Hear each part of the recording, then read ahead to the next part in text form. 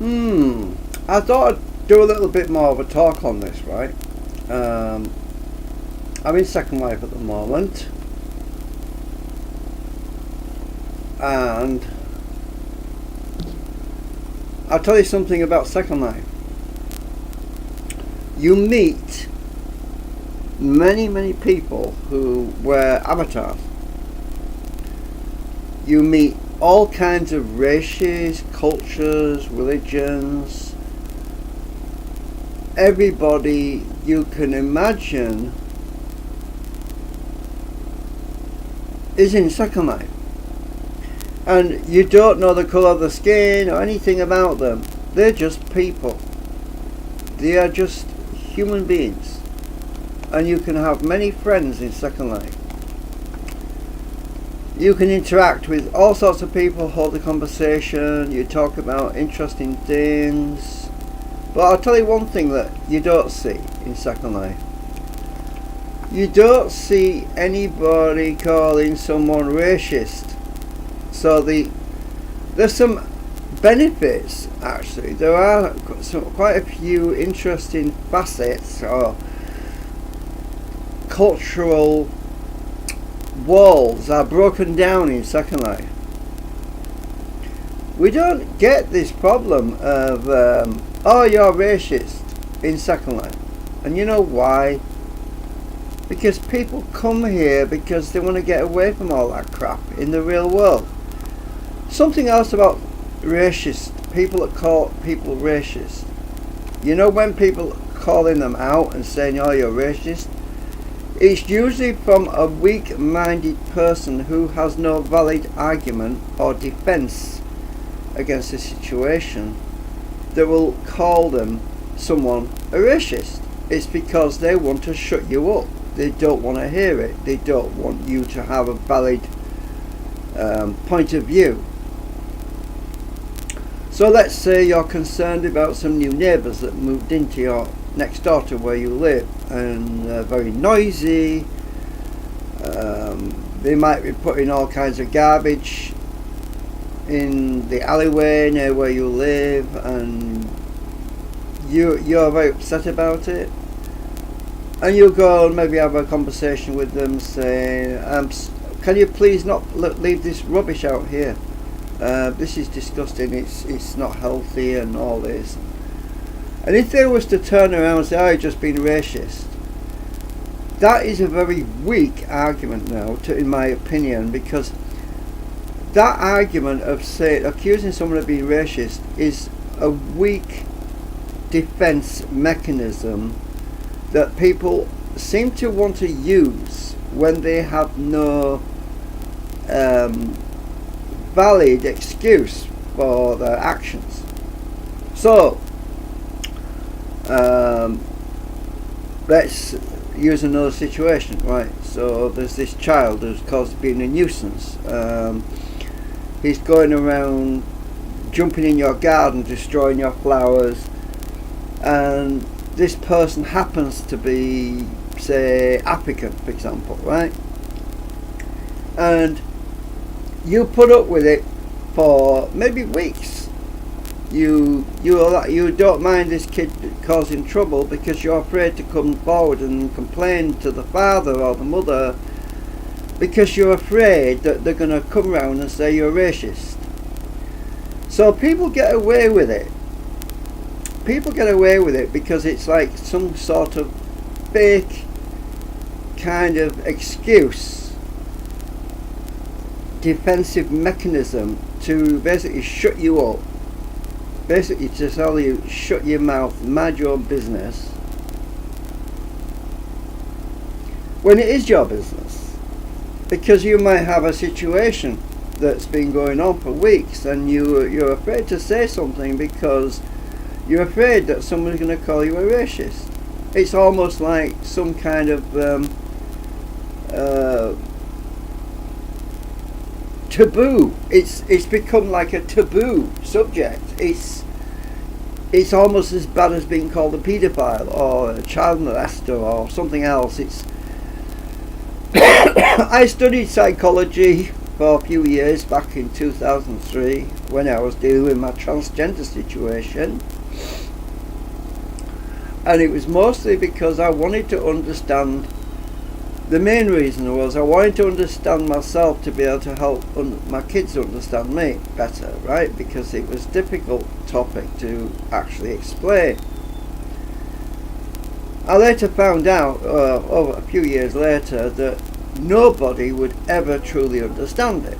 Nobody could ever truly understand it unless you've been suffering from gender dysphoria syndrome yourself, right? Now, there's all these people who, there's been this push for equal rights towards the transgender. There's been this push for equal rights regarding coloured people's ethnicity. It's like we have a situation of this divide and conquer mentality. This creates all this negativity and fear that people are afraid to talk about certain subjects because they're afraid that they're going to get called racist, they're going to get called transphobic, or they're going to get, there's all these different scenarios. This is divide and conquer, where people are divided against one another and they're afraid to speak out.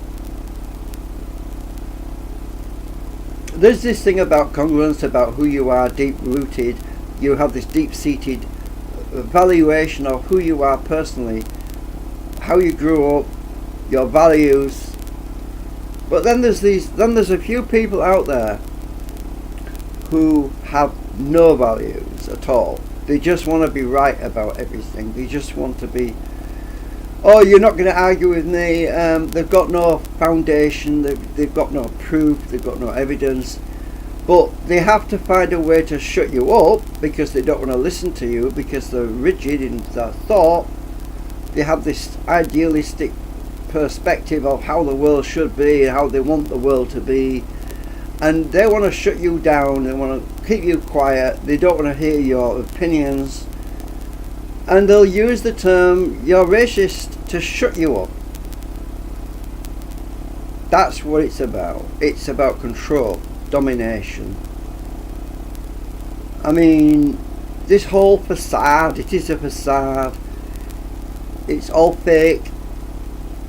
It's all about fear, control, dominance over other people. There's one or two people who've got no dominance or control over anybody. They just have an issue. They have a right to complain. They have some kind of grievance that might have affected them. They might have spent their entire life suffering as a result of people just taking advantage and walking all over them. They've been bullied their entire life. But they never stepped up to the plate. They never stepped up and said, enough. I've had enough of this. They've been so oppressed, and they're so suffering in depression and anxiety because they're afraid to speak out.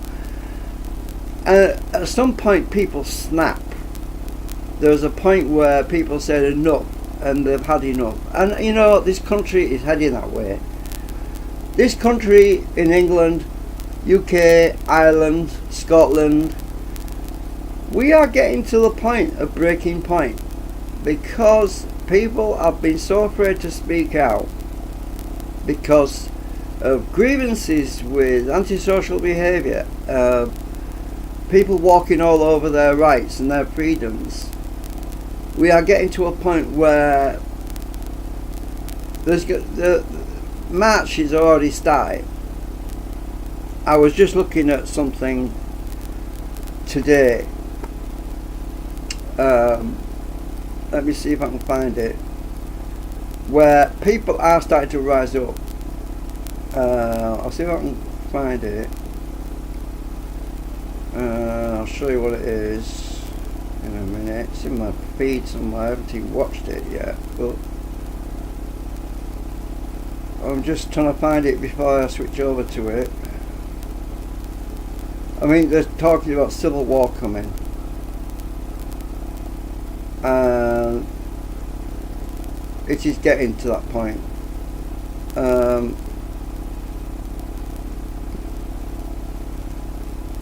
if I can find it. You know what, I've watched a few different videos today and stuff keeps scrolling off my page.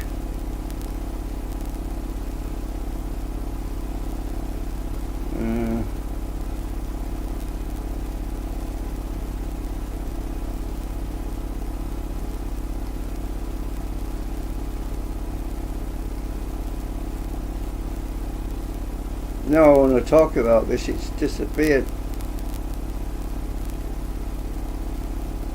Let's see if I can find it.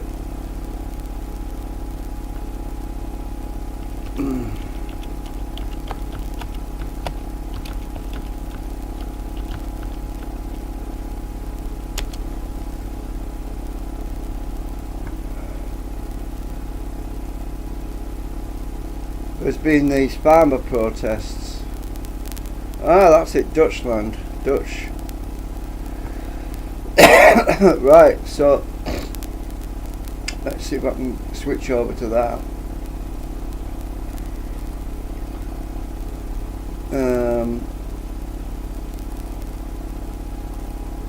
Let's see, where are we?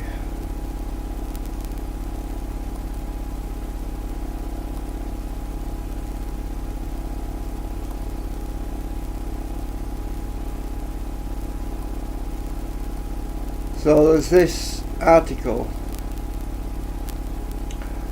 Dutch farmers revolt with hundreds of tractors as government targets their livestock. This here. It's happening. The revolutions are happening because people have been silent for too long. Let's just check this out. I'll just open that up.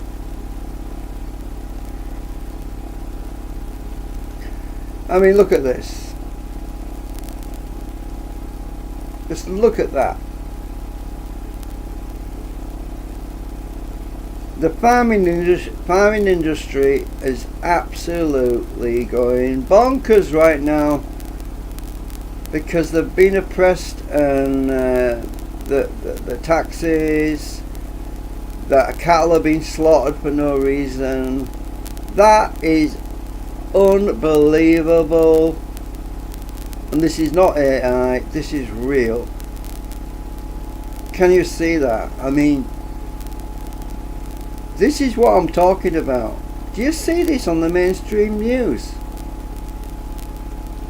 This is in the Netherlands.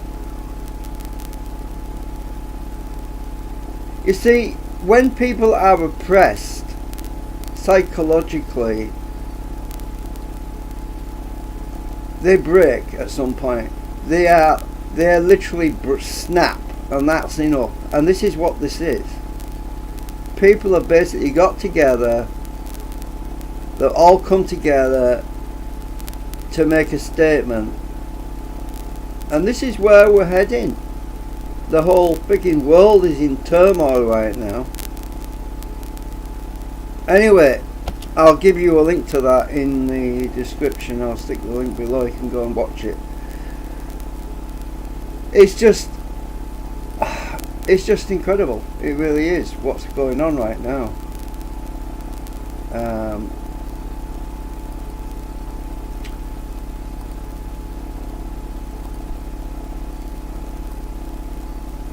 So anyway, I'll see you later. Bye for now. I'll stick a link in the description of the live stream after this stream ends. You'll have to refresh. Toodaloo.